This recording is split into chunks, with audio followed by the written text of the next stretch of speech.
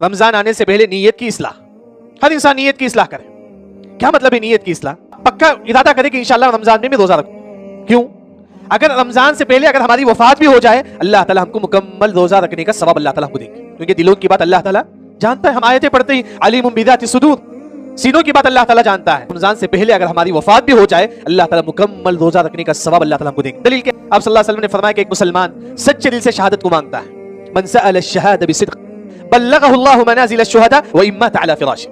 اگر اس کی موت بستر پر بھی ہو، اللہ اسے شہادت کا مقام اللہ تعالیٰ دیں گے. کیوں؟ کیونکہ اس نے سچے دل سے. اسی وجہ سے امام احمد بن حنبل رحمہ اللہ اپنے بیٹے کو نصیحت کرتے ہیں کہ ان بالخیر فإنك لا تزال بخیر.